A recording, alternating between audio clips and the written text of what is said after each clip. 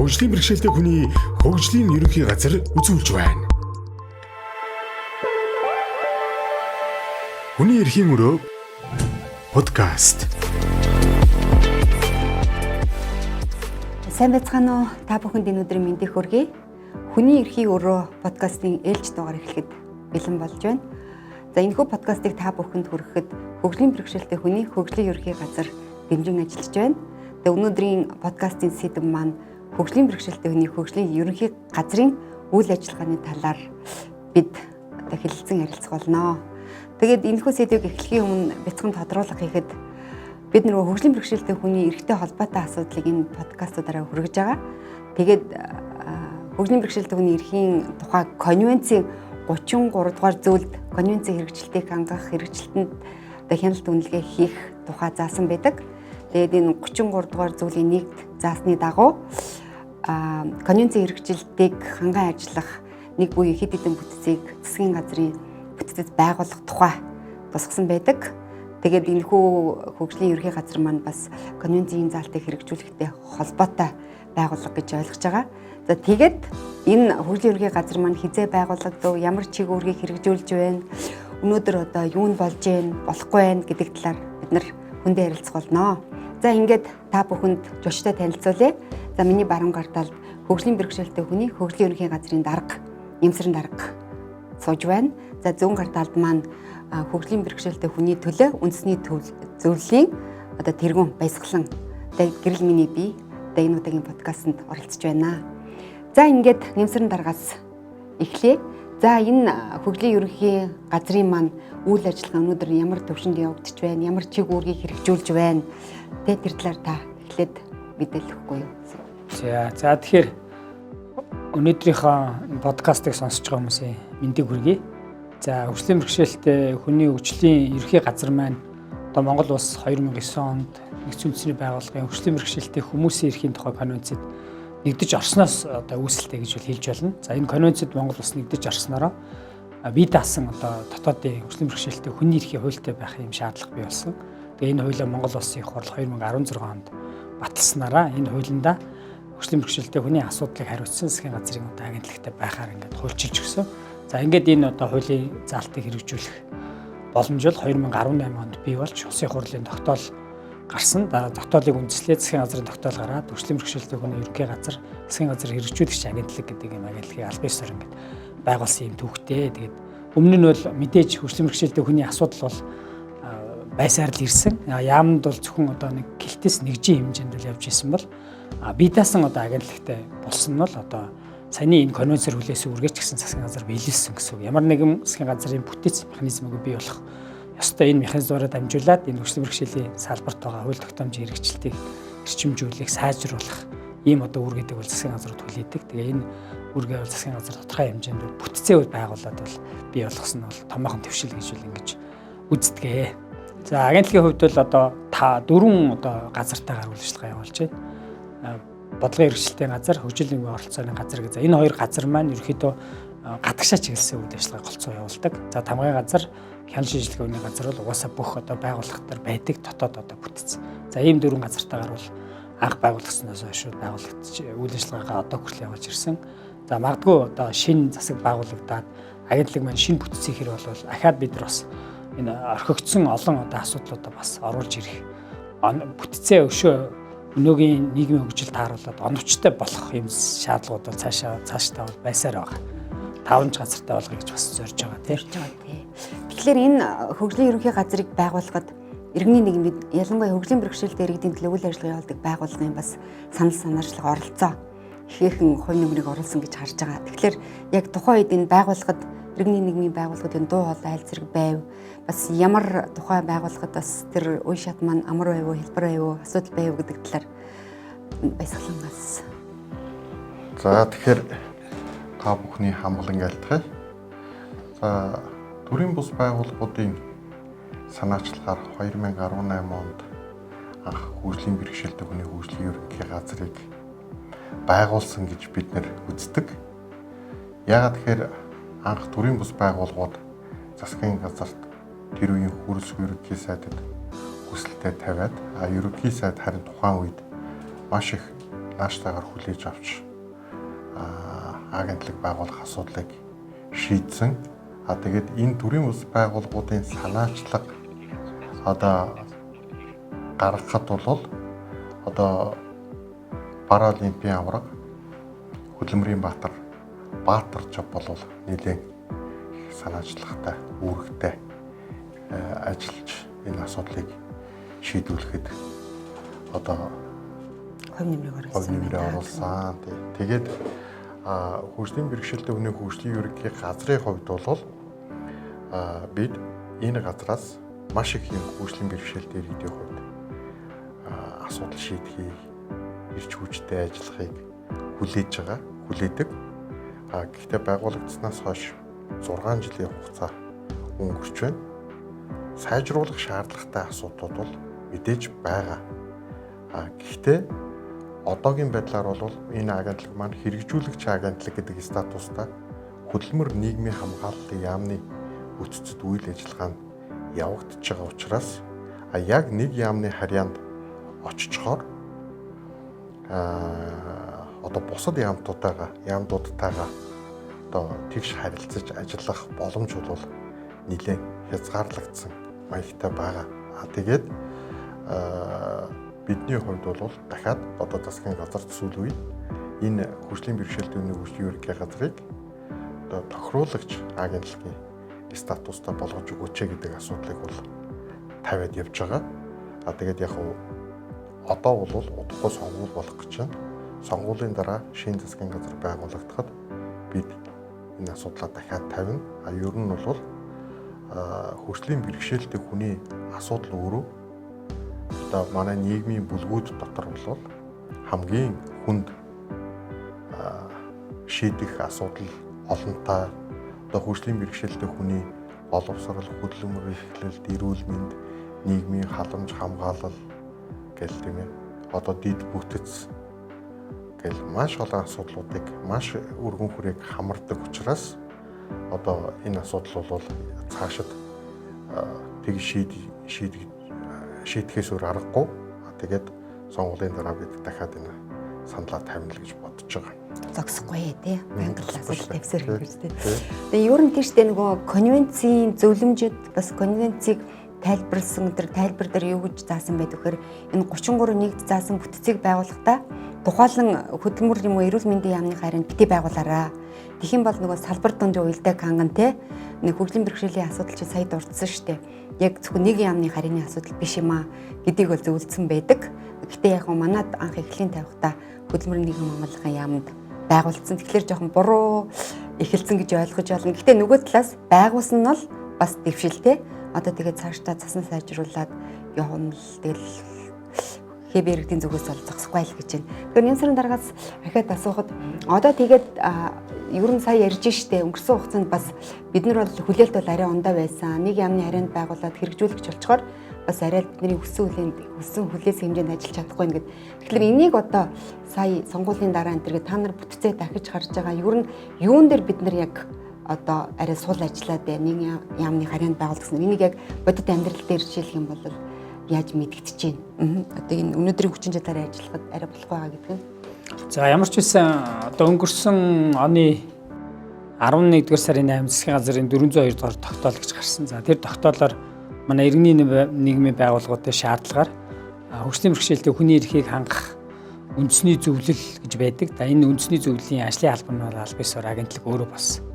За ингээд агентлаг болсноос хойш одоо үндсэндээ нэг 5 сар болж байгаа юм да. За 5 сар хугацаанд ингээд юу болов гэдээ эргээд харахад бол баг өмнөх нөгөө 5 жилээс илүү юм амжилтсан эхлэлийн тавьчихсан тий зөв суурин тавигдаад эхэлсэн юмнууд ажиглагтаад байгаа хгүй. За тухайлбал одоо бүх яамдуудаар бид нар явж дэд зөвлөлийн нөхцөлтэй танилцлаа. Тэгингээ бас тэр чин мэрэгжил арга зүйн зөвлөгөө бас өгөө явчихж байгаа. Тэд нар бас юу хийдیں۔ Өөрсдийнхөө бас ойлголтыг дэдэрт өгөө явчихж байгаа. За энэ ажил бол их үр дүнтэй болсон. За сая бас он гараад саяхан бас аймагуудын 5-6 аймгийн одоо салбар зөвлөлийн үйлчилгээтэй бас орон нутгч танилцсан гэж ингээд зөвлөлийн төлөвлөгөөнд батлагдсан.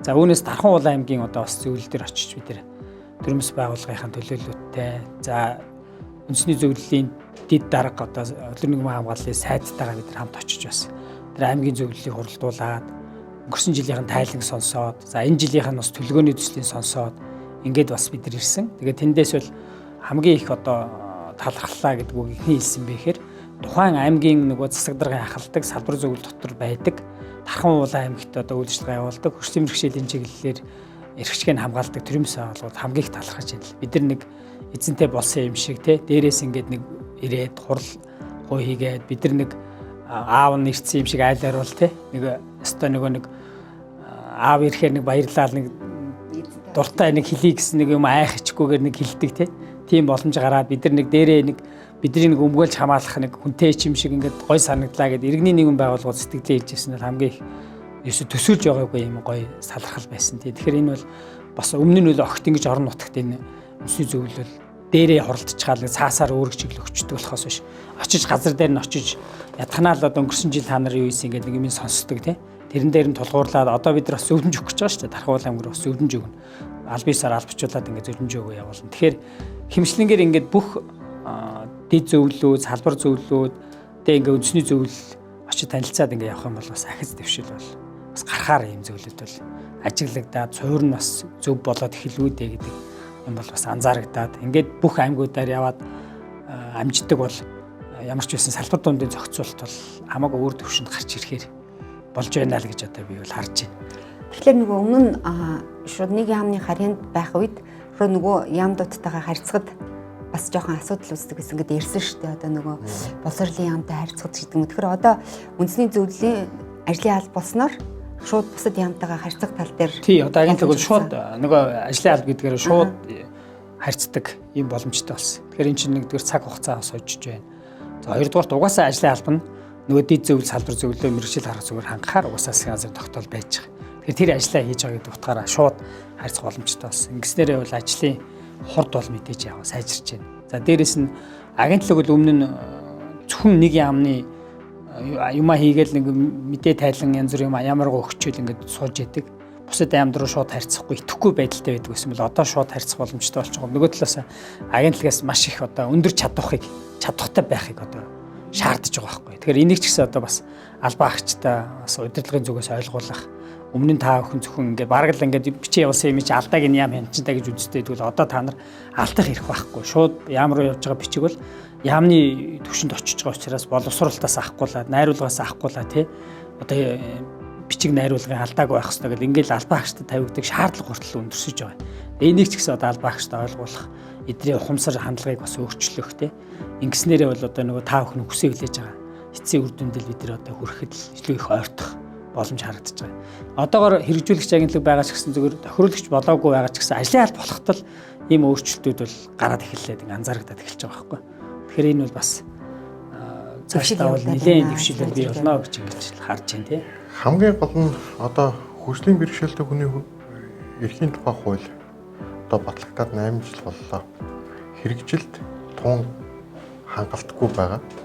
Тэгэхээр агентлаг маань өөрөө бас одоо бүх салбартаа одоо ижил тэгш харилцаж ажиллах боломжтой болж байгаа гэдэг нь өөрөө эргээд энэ хөгжлийн бэрхшээлтэй хүний эрхийн тухай хуулийг хэрэгжүүлэхэд хэрэгжилтийг хангахад бол маш их тийм бодиттой тийм төхөмтэй ийм байдал бий болж байна гэж бид нар үзэж байгаа.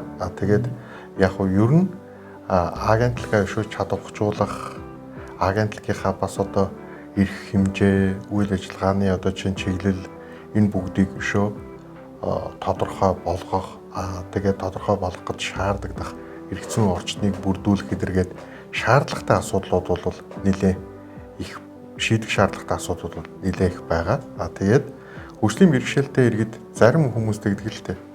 Одоо хөгжлийн бэрхшээлтэй хүний хөгжлийн ерөнхий газар байгуулагдаад бидний амьдралд ямар ахиц дэвшил гарч байгаа л гэдэг.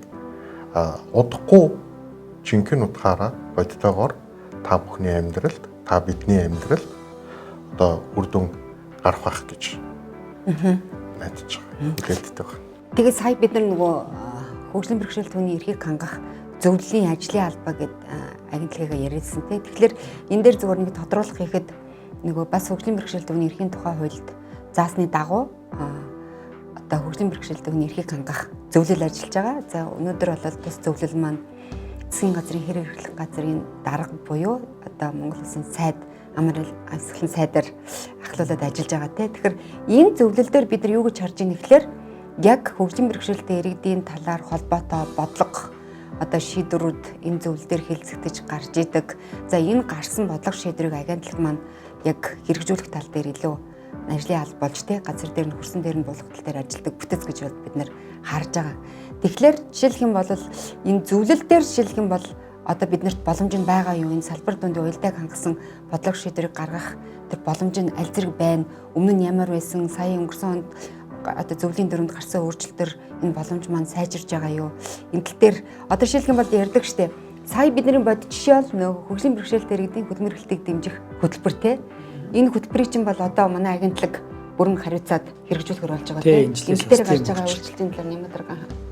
За энэжлээс бас хөгжлийн бэрхшээлтэй иргэний хөдөлмөрлөлтийг дэмжих хөтөлбөрийг манай агентлаг бүтнээрээ хариуцаад 21 аймаг 9 дүүргийг мэргэжил арга зүйгээр хангахаар ингээ өөрчлөлт орсон. За энэтэй холбоотой бас 21 аймаг 9 дүүргийнхаа хөлбөр халамжийн газрын дарга нарыг бас Улаанбаатарт урьж авчираад нэг 2 хоногийн бас нэг семинар хийсэн манай агентлаг. Өмнө нь ерөөсөө ингэж урьж авчирч байсан түүх байхгүй. Өмнө нь сургалтыг хөдөлгөөн халамж үүсгэнд ерөнхий газраар дамжуулсан маягаар бидрийг шууд урдггүй байсан тэд нар чинь. За ингээд нөгөө саяны энэ хөтөлбөрт хөгжлийн бэрхшээлтэй иргэний хөтөлбөрийг мэргэжил арга зүйгээр бүхэлд нь нөгөө хөгжлийн бэрхшээлтэй ерөнхий газар хангана гэдэг ингээд үндэсний хөтөлбөрийн үндэсний хөдөлмөрлөлтийн үндэсний зөвлөлийн нөгөө хөтөлбөрт батлагдсан учраас одоо тэд нар маань яг бидэрлөө ингээд хүрээд ирж шээ. Тэгээд зөвхөн ингээд тэр 2 хоногийн семинарыг харж байхад бол зөвхөн хөдөлмөрлөлтийн асуудал бол яригдах болов гэсэн чинь манай хөлбөр халамж байгаа чинь ерөөсөө хөгжлийн бэрхшээлтэй холбоотой нөгөө маш олон асуудлыг тэнд асуусан. Жишээ нь тэнд одоо нөгөө орон нутагт нийгмийн хамгааллын үйлчилгээ нь бас их учир дутагдaltaй явд юм байна. Тэр тал дээр бидрээс бас их асууж байлаа. Боловсролын асуудлыг бол бүр төдийлэх сайн мэддэггүй юм. Манайхан бол зөвхөн нөгөө нэг асрамж хамгааллаа хариуцчихад боловсрол руу төдийлөө ордгүй юм байна. За тэрийг бас би хэлж өглөө. Ингээд уялдаатаа та нар хоорондоо ажиллах хэрэгтэй. За тэгэл тэр аймагтаа одоо нийтийн тээвэр хэрвээ байдаг бол нэг хүртээмжтэй байх, замын байгууллаганд хүртээмжтэй байх, за баригдаж байгаа барилга байшингууд бас хүртээмжтэй байх. Энэ нөгөө нэг тухайн аймгийн барилга утаагаалтынхаа газартай хамтарч ажиллах хэрэгтэй болно. За зам тээврийн газартайгаа хамтарч ажиллах хэрэгтэй болно. Энэ засгийн газрын яамдуудын бүх бүтц чинь аймагтэл жижигрүүлсэн хэлбэрээр бол байдаг шүү дээ. Зарим нь хоорондоо яг нийлцэл эдэр байдаг болохоос шүү дээ. Бүх бүтцэл байж байдаг. Тэгэхээр энэ бүх бүтцтэйгээ яг саяны нэг үндэсний зөвлөл шиг аймаг дээрээ тэр салбар зөвлөл дотроо та нар нэг баг болж хөгжлийн бэрхшээлтэй хүн гэдэг асуудлаа голдоо тавиад тэгээ тойроод одоо эрүүл мэндийн асуудал, боловсрол одоо нийгмийн оролцоо одоо юу гэдгийг спорт урлаг одоо бүгд л ордог те. Энэ бүхнтэйгээ нийлээл энэ хөгжлийн бэрхшээлтэй хүн гэдэг юм руу бүгдийн тал талаас нь ингээл нийлж ижил одоо үр дүнд хүрэн шүү гэдэг энэ талын ойлголт өгсөн. Тэгээд их сэтгэл өндөр явсан шүү дээ. Бид нар зөвхөн хөлбөмбөрөлтийн юм бодно гэж ирсэн чинь бид нар ерөөсөө энэ хөгжлийн бэрхшээлийг бол ерөөсөө ингээд бүрэн утгаар нь бол бас ойлгодгүй байсан юм байна. Зөвхөн нөгөө өгдөг халамжийн эдэн төгрөгөөрөө л төсөөлдөг. Цаана энэ хүн одоо яаж урлагаар, спортоор яаж нийгэмших юм те. Нийгмийн амьдрал яаж оролцох юм. За тэр биедээ амьдрах эрх мэрхвэл тэгээд өдөрнийхэн ч баг сонсч чихлээгүй шүү дээ. Үннийг хэлэхэд бол тэнд үйлчлэгээ энэч бий болоогүй байна. Хэмчлэнгээр ингээд зөндөө зүйлүүдийг сонссон бас үр ашигтай бас 2 өдрийн сургалт болсон. Тэгээ манай харьяа байгууллагуудын бас үйл ажиллагаатай танилцсан. Одоо сонсголонгийн хөгжлийн бэрхшээлтэй хүүхдийн төвөөр ороод гонж манай эдэг энэ хүүхдүүдийн чинь шин одоо холын аймагуд бол жишээ нь зарим нь бол ерөөсө дуулаач юм билээ тэр төвийн талаар. Гэтэл үйлчлэгээ авах очиад үзэнгүүт хүүхдүүд бол тэнд бол зөндөө байсан тий.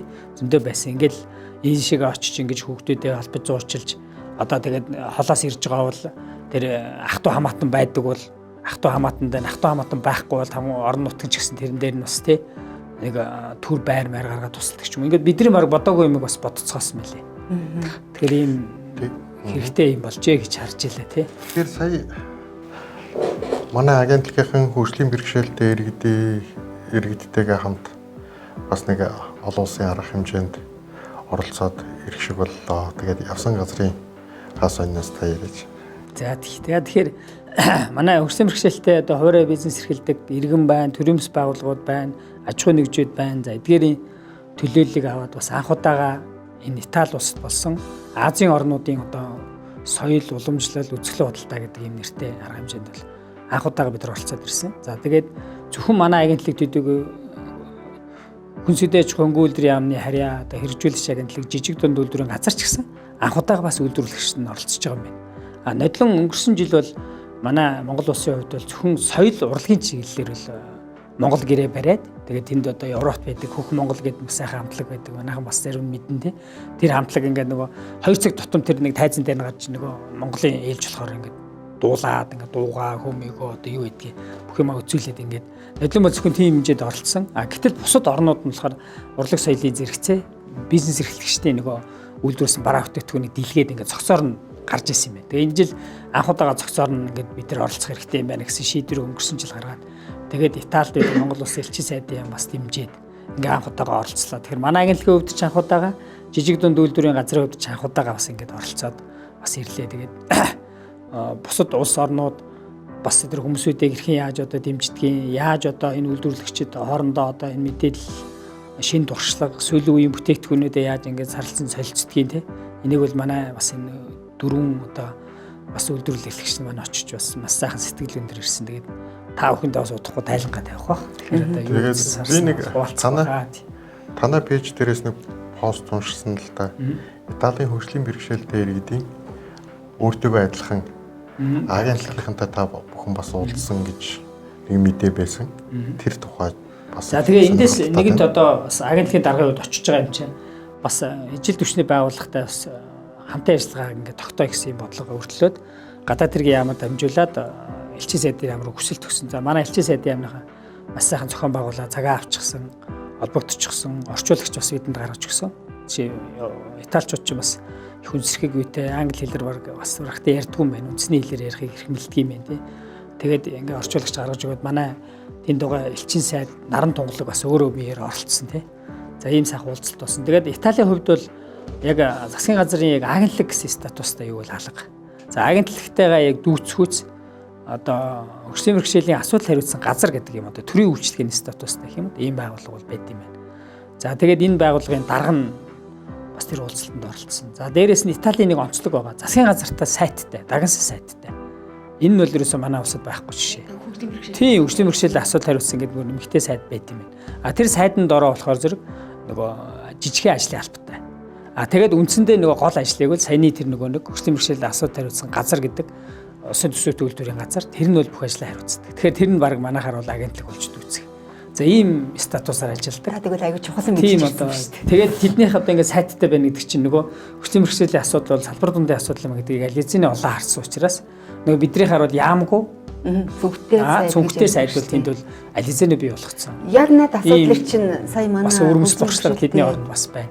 Иргэд нөгөө намуудад бас тэр саналаа тавиад явж байгаа тий. Тэр тал дээр тэгэхээр бид сая нөгөө улс төрийн намуудын мөрийн хөтөлбөрт сонгуулийн мөрийн хөтөлбөрт хөгжлийн бэрхшээлтэй иргэдийн асуудлыг тусгахдаа одоо хөгжлийн бэрхшээлтэй хүний хөгжлийн ерөнхий газрыг шинэ засгийн газрын бүрэлдэхүүнд одоо дарга нь одоо чинь сайдын статустай засгийн газрын танхимын гишүүн одоо болох асуудлыг мөрийн хөтөлбөртөө тусгаж өгөөч шийдээч.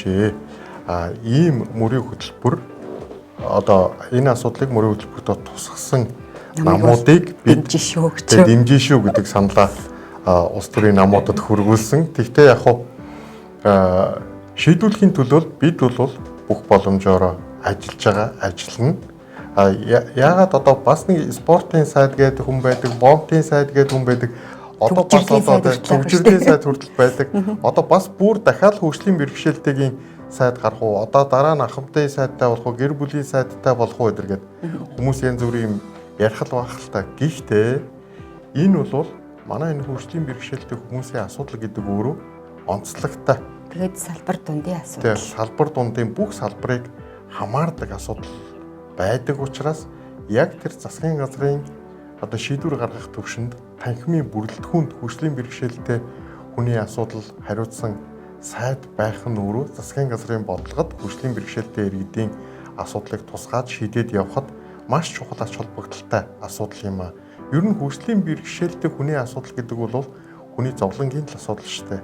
Тэрнээс ямар нэг спорт ч юм уу гэхдээ бомт ч юм уу те төвжрэл ч юм уу биш байхгүй. Мэдээж гэхдээ тэр ч гэсэн тэд нар ч гэсэн асуудал мөн үү гэвэл мөн гэхдээ үнэхээр тэр хэвтэрт байгаа, босож чадахгүй байгаа. Тий ар гэрт маш хүн бэрхшээлтэй байгаа шүү дээ. Ер нь хөгжлийн бэрхшээлтэй хүнтэй айл үрэх гэдэг тийм ээ маш одоо тэр хүний асуудлаас болоод тухайн үрх өөрөө маш том асуудалтай тулгардаг. Ерөөсөө л ядуурл руу шууд явдаг. Тэгээ ийм асуудал байдаг. Тийм учраас энэ нэгэнтээ хүн төвтэй нийгэм бид байгуулж байгаа юм бол хүний төлөө, хүний сайн сайхны төлөө, асуудлыг шийдэхийн төлөө ажиллах үүрэгтэй гэж ойлгодог энэ төрийг. Тийм учраас энэ асуудлыг цаашдаа тэгж шийдэх байх гэж бид бол найдаж байгаа. Ер нь хөгжлийн бэрхшээлийн асуудал хариуцсан засгийн газрын гишүүнтэй тийм одоо цүнхтэй сайдтай улс орнууд бол нэлээд байдаг. Жишээлх юм бол Шинэ Зеланд ч гэсэн яг юм бүтцтэй байдаг. Тэгэхээр энэ бүтцийн онцлог нь яг л нөгөө цүнхтэй сайд яг бодлогын төвшөнд ХБ-гийн асуудлыгаа эрхэд суурилсан хандлагаар тусгадаг. Яг үйлчлэгээ үзүүлдэг бүтц нь бол тусдаа ингэ байж идэг. Тэгэхээр энийг бол бас дэлхийн нийт айгу зөв бүтэц хандлага гэж бол сүүлийн үед бас хараад байгаа. Тэгээ сайн жишг байгаа л да. Тэгэх юм бол Нимаа дарга танай багийнхан бол нэлээд бас чухал мэдээллийг тэгж авч ирсэн байна гэж бодож байна. За тэгээд одоо жишээлх юм бол агентлагтай холбоотойгоор одоо жишээлх юм бол бид нар сая ярьж штэ илүү салбар дундын уялдааг хангахын тулд одоо нэг зайлшгүй бүтэц бүрэлдэхүүний чиг үүргээ илүү сайжруулах цаашаа тийм мэрэмжлэлтэйгаа гэдэг. Жишээлх юм бол энэ дээр ямар бүтцийг бий болгомоор байна гэж одоо цаашаа харж байна. Одоо өнөөдрийн хэрэгцээг юу вэ гэж харж байна. Энэ тал дээр манай хоёр жижиг саналаа олцохгүй юу? Бид нар бол одоо түрүүн Нимаа дарга хэлсэн бодлогын хэрэгжилтийн газар нөгөө хөгжлийн юу лээ? Нийгмийн оролцооны хөгжлийн газар гэдэг те энэ бүтцтэй явж байгаа гэж бид бол юу гэж хараад байдаг вэ гэхээр хүртээмжийн газар гэж. Өөрөө саадгүй байдал хүртээмжийн асуудал гэдэг бол хөгжлийн бэрхшээлтэй хүмүүсийн хувьд бол хамгийн чухал асуудлуудын нэг байдаг. Тэгэхээр хүртээмжийн газар манай агентлагт бий болоосаа байгуулагдаасаа гэж хүсэж байгаа. Тэгээ хөдөлмөр эрхлэлт боловсрал за тэгээд нийгмийн хамгаалал тэр нийгмийн хамгаалал за тэгээд бие даан амьдрах нөхөн сэргээх үйлчилгээний асуудлуудыг хариуцсан яг энэ төрлийн үйлчилгээнүүдийг одоо улсдаа хөгжүүлэхэд бий болгох гэдэг. За тэгээд энэ үйлчилгээнүүдийг хариуцаж зохион байгуулж ажилладаг юм бүтцтэй болвол яг хүмүүстэй манай агентлагийн одоо үйл ажиллагаа жигхэн утгаараа хүрнэ л гэж бид ойлгоод байгаа. Тэгэхээр одоо агентлагийн даргын хувьд яг энэ тал дээр та ямар бодолтой вэ? Тэгэхээр та эдтэй бол санал нэг байна тий. Одоо энэ хүртээмж гэхэд дотроо одоо маш олон дэд үтсийн хүртээмж, мэдээллийн хүртээмж гэл ингээд маш олон салдаг. Гэтэл одоо ердөө ганцхан мэрэгчлэлтийн том асуудлыг хариуцсан явж байдаг. За одоо бид нар ингээд ажлын алба болоод ям дуттайгаа ажиллаад ингээд эрэхтэй зэрэг бас аймагуудтайг ингээд мэрэгжил арга зүйр хангаад эхлээд ямар асуудал гарч ийн гэхээр байгууллагуудтай одоо үнэлгээ, хүртээмжийн үнэлгээ хийя, зөвлөмж авъя гэсэн өсөлтөд маш хэрээр одоо онгорсоос хойш одоо баг хэдхэн ч ирв тий. Тэгвэл жишээ нь одоо ингээд энэ ганц хүн бол хаанаач хүрэхгүй болчих واخ. Тэгэхээр энэ бол угаасаа салбар дундын асуудал хүртээмжийг бол тусад нэг газар болгож гаргах нь зүйтэй. Тэгээ бид нар чи бас орон нутагт бас хөлтөө болж байгаа. 6 аймагт одоо төв баригдсан явж байна. Тэднийг бас мэрэгжил арга зүгээр хангана гэдэг. Тэгэхээр ерөөсөө энэ салбар дундын асуудал бол маш том асуудал болчихж байгаа хэрэг. Тэгээ хүртээмж дээрээс нь өшөө нарийсах хэрэгтэй байна тийм ээ. Хэд хэдэн чиглэлээр нарийсаа төхөн нэг гүн дээр оворлох биш. Хүртээмж нэг мэдээллийн хүртээмжийг авахлаад язгааргүй маш хийх шаардлагатай ажил зөндөө байгаа шүү дээ. Телевиз, радио тэгэл энэ хэвлэл мэдээлэл хүргэж байгаа бүх юмнууд вебсайт гэдэргээл холбогдохгүй юм байхгүй. Тэгэхээр одоо та бүхний энэ саналтай бол санал нийлж байгаа. Шинэ бүтцийг л одоо бас энэ дутагдaltaй байгаа юмнуудыг. Одоо жишээ нь боловсролын одоо хүүхдийн боловсролын асуудал гэхэл боловсролын яамны асуудал гэдэг ерөөхдөө бас манайх орхиод ирсэн. Гэтэл боловсролын салбар маань өөрөө бас учраа олохгүй юм харагдаад байгаа байхгүй. Мэргэжил арга зүйн дэмжлэг бас хэрэгтэй. Тэгэхээр бид нар бас энийг хамаагүй зөвхөн боловсролын салбар хүүхдийн асуудлыг хариуцсан гэж орхиж болохгүй учраас шинэ хүүхдийн асуудал хариуцсан манад бас л байхгүй өнөдр байх шийд. Зөвхөн нийгмийн хамгааллын асуудал хариуцсан хүн байдаг. Тэр дотор нь боловсрол юмны авчи бүгдийн чихээ ачаар бас нэг ажилтан бол барахааргүй.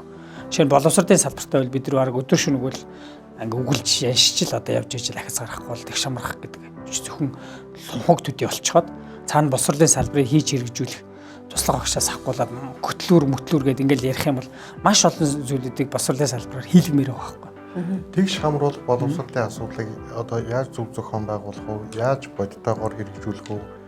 Бас тэгш хамруулах гэдэг одоо чинь боловсролын асуудлаас гадна одоо өөр хүнд хэлбэрийн хөгжлийн бэрхшээлтэй хүүхдүүдийн эрт оролцоо гэд маш олон асуудлууд байгаа. Тэгэхээр манай агентлагийн энэ боловсрал хариуцсан энэ хэсэг дээр ч гэсэн хийх ажил тоймгөх байгаа. Гэхдээ ингэж юу яаж байгаа шүү дээ. Одоо ингэж ярих юм бол мэдээж хэрэг маш олон асуудалгаа эрт дэлгэрүүлэхээс ахвалал. Тэгэхээр нөгөө энэ дээр агентлаг маань илүү чиг үүргээ өргөжүүлэх шаардлага гарч байна. Гэхдээ бас нөгөө иргэний нийгмийн байгууллагуудын оролцоо те маш чухал. Өөрөөр хэлэх юм бол одоо чиг хандлага бол тийм биш те. Нөгөө мэрэгсэн иргэний нийгмийн байгууллагуудаар төрийн зарим чиг үүргийг гэрээлэн гүйцэтгүүлээд гих замаар бас засгийн газрын зарим иргэдэд хийх ёстой ажлыг иргэний нийгмийн оролцоотойгоор хийж гүйцэтгэх те. Тэгэхээр манай агентлаг ч гэсэн бид нар бол цаашид юу өсөөлж байгаа гэхээр хөгжлийн бэрхшээлийн төлөө үйл ажиллагаа явуулж байгаа байгууллагуудыг илүү мэрэгшүүлэх, тэгээд тэдгээрээр бас тодорхой үйлчлэгээ үйл ажиллагаануудыг иргэдэд хүргэдэг болох те бас энэ чиглэл рүү явхад бас нэг асуудлыг хариуцсан шалгуур нь одоо ямар байгууллагаар юу хийх юм те ямар санхүүжилт авах юм гэдгийг бас наривсгаж зохицуулсан дүрм журам хэрэгтэй энэ асуудлыг хариуцсан бас бүтэдчихсэн манай агентлагт бас хэрэгтэй л болж байгаа х те яг энэ талаар харах юм бол тий одоо бол яг бас иргэний нийгмийн асуудал хариуцсан мэрэгчлэлтийн гэдэг хүн бол байгаа. Тэр нь болохоор хөгжил нийгмийн оролцооны газар дотор харилцагтад явж байгаа. Тэгээд та бүхний одоо хэлж байгаа энэ төрөмс байгууллагуудыг чиглүүлэх өөр өөрийнх нь одоо хийж чадах зүйлээр нь цааш нь дагнаж мэрэгшүүлэх те энэ зүйлтэй бол агентлаг бол саналыг байгаа. Тэгэхээр магадгүй цаашдаа иргэний нийгмийн асуудал хариуцсан мэрэгчлэлтэн өшөө одоо чиг үүргийг өргөжүүлэх гэвэл одоо тэр бол бүрэн боломжтой. Та бүхэнтэйгээ ярилцаад саналыг аваад дараагийн шинэ бүтц дээрээ тусгаад ингээд хэрэгжүүлэх бүр боломжтой гэж ингэж харж байна. За тийм. Тэгвэл одоо агентлагийг бид нар ингэж өшөө одоо манай зөрчлийн зүгээс яг энэ конвенцийн хэрэгжилтийг хангах энэ бүтэц маань холбогдуулж бас хэлэх хөндөгдөөгөө орхисон асуудал байвал саналаа хэлэхгүй юу? Тэгэхээр одоо манай хөгжлийн бэрхшээлтэй хүний эрхийн тухай конвенцэд нэгдэж орсон. Тэгээд өнгөрсөн жил одоо засгийн газар хөгжлийн бэрхшээлтэй иргэдийн конвенцийг хэрэгжилтийн талаар Тайланга нэгдсэн үндэсний байгууллага дээр хилцүүлсэн. Тэгээд эндээс нэгдсэн үндэсний байгууллагаас манай засгийн газарт бас зөвлөмж ирүүлсэн байгаа. Тэгэхээр энэ зөвлөмжийг хэрэгжүүлэх ажлыг яг гардаж зохион байгуулах газар бол бас одоо манай хөгжлийн бэрхшээлийн хөгжлийн ерөнхий газар байгаа. Мэдээж бүх салбар, бүх яам, төрийн бус байгууллага, аж ахуйн нэгжүүд бүгд л энэ зөвлөмжийг хэрэгжүүлэхийн төлөө хамтарч ажиллах үүрэгтэй. Тэгэхээр манай агентлаг бол энэ зөвлөмжийг хэрэгжүүлэхэд бол голлох үүрэгтэй ажиллах ёстой л гэж бид нэг бас үзээд байгаа. Энэ дээр зөвхөн нэг зүйлийг тодруулахад яг зөвлөмжийн 1-4 буюу конвенцийн 1-4-р зүйлтэй холбоотой гэсэн зөвлөмжийн дээр юугаа тусгацсан гэхээр за энэ засгийн газрын одоо бүтцэд байгаа хөгжлийн бэрхшээлтэй хүний ерөнхий газар буюу энэ хэрэгжүүлэгч статустай агентлаг маань бас чиг үүрэг нь хангалттай биш юм байна. Нэг яамны харьяанд бас үйл ажиллагаа явуулж байгаа нь өөрөө бас үйл ажиллагааг нь илүү үр дүнтэй болгох нь бас хязгаарлагдмал байна гэдгийг олж хараад илүү энэ агентлагийнхаа бүтэц чиг үүргийг сайжруулах, үндэсний зөвлөл бас орон нутгатайгаа салбар зөвлөлүүдийн үйл ажиллагааг ч гэсэн илүү сайжруулах, боловсронгуй болгох гэсэн зөвлөмж өгсөн байсан. Тэгэд энэний өрөөнд бол бас анхны хийгдсэн ажил бол өнгөрсөн онд нөгөө үндэсний зөвлөлийн дөрмөнд өөрчлөлт оруулсан. Тэгээд нөгөө яамдадаар явж дэд зөвлөлтөд уулзаж санал өгсөн, төлгөөг нь гаргахад бас бодит оролцоотой байсан гэд тодорхой алхмууд бол хийгдэж байгаа гэж харж байгаа. Тэгэхээр энэ зөвлөмжийг хэрэгжилтийг хангалттай дээр манай агентлаг одоо бас яг сүүлийн үед сая хэллээ шүү дээ. Гол бүтцэн бол манай агентлаг юм а гэд яг энэ тал дээр юу хийгдэж байгаа вэ?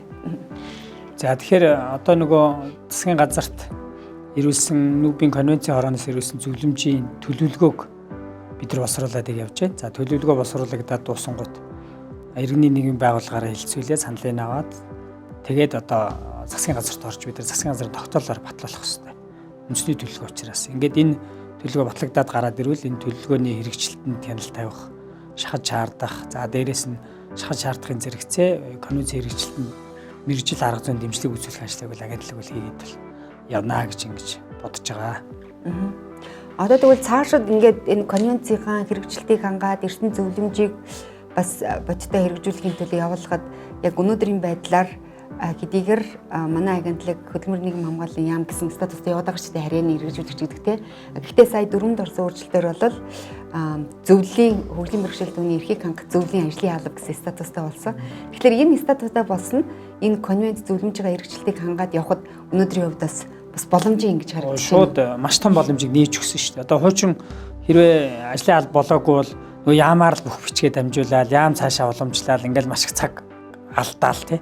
Одоо бол зүгээр шууд харьцаал. Өнөөдөр их жишээ нь манай албаагчд бол шүүхийн ерөнхий зөвлөлөөр бичгээ болно шүү дээ. Тэрэн дээр юу гэсэн хэрэг конвенцийн зөвлөмж дотор нөгөө шүүхийг хүртээмжтэйгээр хөгжлийн бэрхшээлтэй хүн бусад хүнтэй адил тэгшээр одоо тий шүүлэх гэсэн юм байж байгаа байхгүй. Гэтэл энэ чинь одоо манай шүүх маань сонсголын бэрхшээлтэй хүрээд ирэхэд тохионы илмэрчээр тэр бол хангаж чадж гэнэ үү? Нөгөө шүүхийн байр нь өөрөө хүртээмжтэй юм уу, юм уу тий?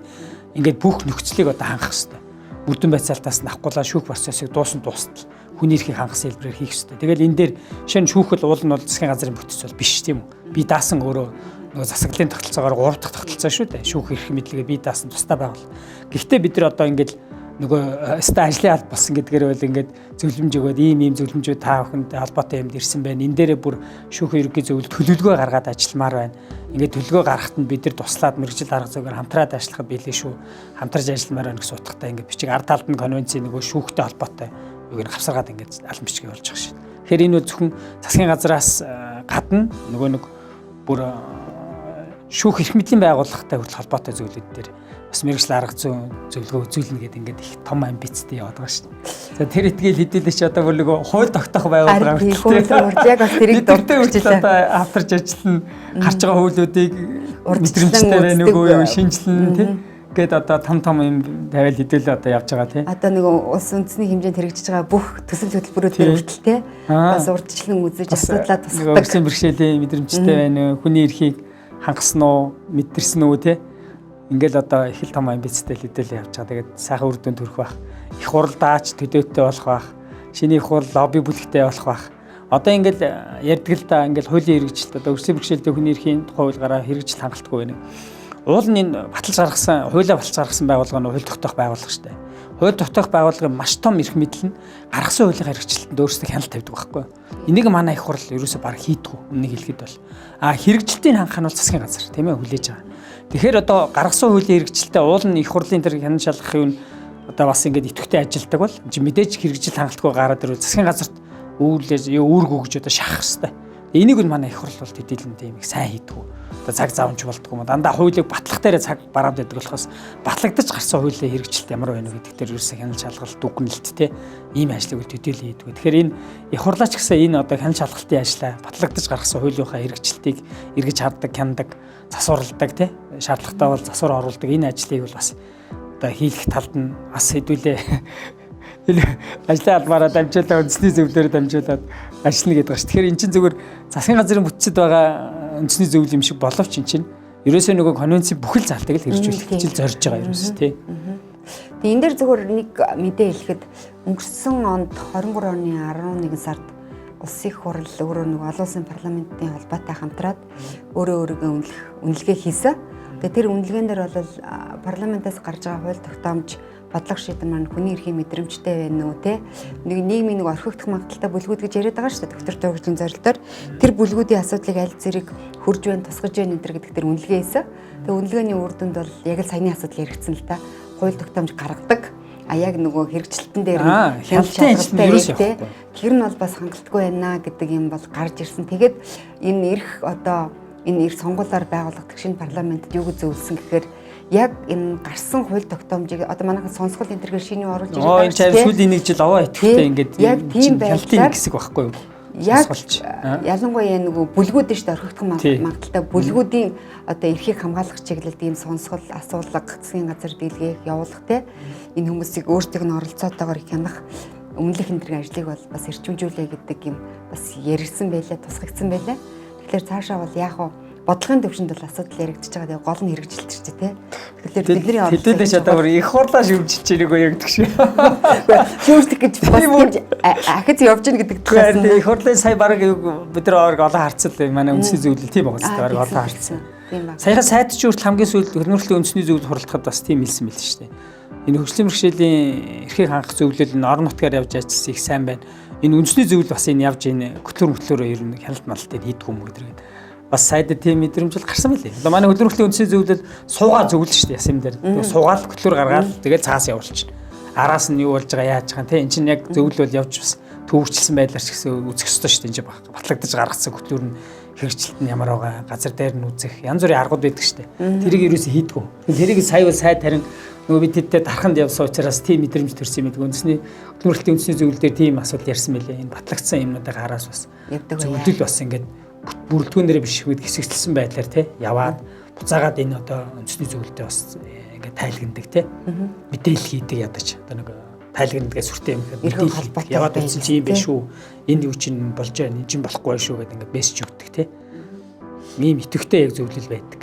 Тэгэд одоо нэг бас аймагуд дээр сая явъя гэдэг асуудал хөндөглөө штэ. Тэг энэ асуудал чинь бас ям дээр яригадаад байна уу тий одоо болгоо сайд энэ дээр одоо юу хийгдэт байгаа. Тэгэхээр ер нь бол манай зөвлөлийн ажлын төлөвлөгөөнд хөдөө орон нутагт 2-3 аймагт ажиллахаар төлөвлөгдсөн байгаа. Тэгэхээр бид нэр ч гэсэн одоо энэ 5 сарда багтаагаад дахиад нэг 2 аймагт явж ажиллавал яасан бэ гэдэг саналтай байгаа. Тэгээд бас энэ тухайга агентлагтай яамтай одоо эх 7 хоног бас ярилцахаар санал хөрвүүлэхээр бас бэлдэж байна. Тэгэхээр удахгүй бас хөдөө орон нутгаар явж ажиллах болох юм шиг байна. Тийм. Тэгэхээр одоо ганцхан Улаанбаатар дээр манай зөвлөл манай ерөнхий газрын үйл ажиллагаа маань орон нутагтаа хүрэн тэнд байгаа иргэдтэй очиж уулзсан санал хүсэлттэй хууль хэрэгжиж байгаа хэсгийг асуудаг болно. Тэгээ яг үүнтэй холбогдуулаад нөгөө зөвлөлийн 2024 оны үйл ажиллагаанд төлөвлөгөөнд туссан бас нэг үйл ажиллагааг бүр цохон тэмдэглэмээр санагдлаа. Тэгээд зөвлөл маань ямар чиглэлээр ажиллаж байгаа гэхээр одоо 24 онд жишээлх юм бол 6 яам тий 6 аймгийн одоо хөгжлийн бэрхшээлтэй иргэдийн эрхийн тухай манай хууль тогтоомж конвенц зөвлөмжийн хэрэгжилтийн талаарх тайланг сонсдог болёо. Манай зөвлөл. За мэдээж хэрэг тэгээ тайланг сонсоод юу нь болсон болоогүй талаар дүгнэлт гаргаад зөвлөмж өгдөг болохыг зөвлөмж биш. Бүр албан даалгавар гэдэг тий зөвлөлийн дүрмэн дээр л бичсэн байгаа. Тэгэхээр энэ маягаар ерөнхийдөө нөгөө гарсан бодлого шийдвэр үйл ажиллагаагаа илүү хүрсэн дээр нь хүрэх тал дээр зөвлөл маань, ерөнхий газар маань бас илүү бодиттой ажил хийхээр бол зориод явж байгаа. Тэгэхээр ямар ч хэлсэн ахиц дэвшил гарах байх гэж бодож байна. Мэдээж энийг хийхэд ганц зөвлөл ерөнхий газар ажилладаг хангалтгүй шүү дээ. Орон нутгатайгаа хөгжлийн бэрхшээлтэй иргэд маань бас бид нартай илүү хамтарч ажиллаж мэдээлэл дээр одоо сольжтэй ингэж явах нэг чухал байгаа гэж бодож байна. Ер нь та хоёр орон нутгийн хөгжлийн бэрхшээлтэй иргэдийн байгуулагч гэдэг юм уу те одоо энэ үндэсний хэмжээнд үйл ажиллагаа явуулахад тэдний оролцооны талаар зөв товчхон саналаа хэлэхэд тэднэрт хандаж бас одоо бидний үйл ажиллагаа өргөжөөд байна. Тэрийн зүгээс бид нар юу өсөөлж байгаа гэдэг талаар товчхон саналаа хэлэхгүй юу? За тэгэхээр бид нар бол нэг аймагт сая Дархан аймагт явж ажилласан. За тэгээд энэ тухай бол ерөнхийдөө дахиад нэг 2-3 аймагт ажилласны дараа бол илүү тодорхой юм хэлэх боломжтой болох байх. Гэхдээ миний хувьд бол за одоо ингээд төрөөс, заскаас, одоо яам агентлагаас гэдэг ингээд анхаарал хандуулаад ажиллаж эхэлж байгаа энэ нааштай хандлагыг дэмжиж хөгжлийн бэрхшээлтэй иргэд та бид өөрсдөө маш их идэвхтэй санаачлагтай байх шаардлагатай цаг үе ирсэн байгаа шүү гэдэг хэлэх гэсэн. Нэмсрэн дараад. За. Тэгэхээр яг орон нутгийн хувьд бол энэ иргэний нэгэн байгууллага бас нэг дэмжиж гаргаж ирэх тал дээр бол ер нь бол хуучинсэг тийм хандлага бол одоо л ам бөхтэй байгаа даа. Ер нь эдгээр одоо нөгөө юу хийж чадах вэ гэсэн юм одоо нэг өрөвдсөн хандлагаар тий ерөнхийдөө халамжийн юмыг өгчүүлнэ. Эсвэл нэг асуудал дээр яваад ирэхээр тэрийг нэг ингээд шийдчихвэл тэгэл бусдаар бол одоо тэгээд болж байгаа юм да гэсэн байдлаар ингээ манай орон нутгийн удирдлагууд бол ханддаг. Ийм нийтлэг хандлага бол ер нь байдیں۔ За тэр үл яг зүгээр дархан дээр үсэн харьцангуй нөгөө хүн ам ихтэй төвлөрсөн учраас одоо шинэ салбар зөвлөлд нь бол 7 төрмсөө байгуулга орцсон байна. Харьцангуй бас ингээд олон байгууллагууд орцсон байт юм байна. За өнгөрсөн жил ховдод явж байхад бол бас иргэний нийгмийн байгууллагууд одоо ер нь эдэрчтэй тэгээд юм хийхээр тэгээд нэг гүйцэтгэж чадахгүй тааруухан эдэргээд нэг ихтгэл өгдөггүй тэдрийгээ нэг чадварчуулдаггүй тий нэг юм хандлага бол ховдод бол ажиглагчжсэн. Тэгэхээр энэ хандлага бол зөвхөн ганцхан аймагт байгаа юм биш. Ер нь орон нутагт нийлэнхүйдэл байдаг юм хандлага. Тэгэхээр цаашдаа бас үндэсний зөвлөлч гэсэн энэ аймгийн салбар зүгээр дамжуулаад ер нь бол аймагтаа байгаа хөгжлийн бэрхшээлийн байгууллагуудаа та нарт ер нь ямагт дэмжиж чадахжуулах ажлыг бол хийх ёстой шүү гэдэг зүйлийг бол үргэлжил хэлж сануулж явах хэрэгтэй юм л. За нийслэл хотын хувьд бол нөгөө харьцангуй төвлөрөлттэй байна. Дээрээс нь нөгөө олон улсын янз бүрийн төсөл хөтөлбөрүүд хэмжлэн нөгөө эхлээд хотод хэрэгждэг гэдэг утгаараа бол одоо Улаанбаатар хотод үйлчлэл болдог төрөмсөө байгууллагууд маш их чадахсан шүү дээ. Зарим нь бол одоо баг конвенцээр ихэд одоо баг зөвлөж заах хэмжээнд чадах нь хүрсэн байгаад орон нутагт бол ерөөсөө тийм биш байна. Нөгөө л нэг жоохон асуудал ороод ирэхээр тэрийг ганцхан нэг удаагийн байдлаар шийддэг. Тэдрийгээ тасралтгүйгээр дэмжиж тэд нь нөгөө нэг засаг даргийнхаа хажуудлын нэг идэвхтэй оролцогч нь болох хэмжээнд бол очиог байгаа. Тэгэхээр ингээд орон нутг руу чиглэсэн төрөмс байгууллага эрхий яаж одоо чадахжуулах талаар бол цаашид бас энэ үндэсний зөвлөл агентлаг бол хийх ажил бол маш их байгаа гэж харж байгаа. За тэгээд 240-нд баярлалаа. Өнөөдрийн хүний эрхийн өрөө подкаст маань өндөрлөж байна. Тэгээд манай энэ подкастыг та бүхэнд хүрэхэд хөгжлийн бэрхшээлтэй хүний хөгжлийн ерөнхий газар дэмжиж ажиллаа. За баяр та. Сайхан амарцгаараа.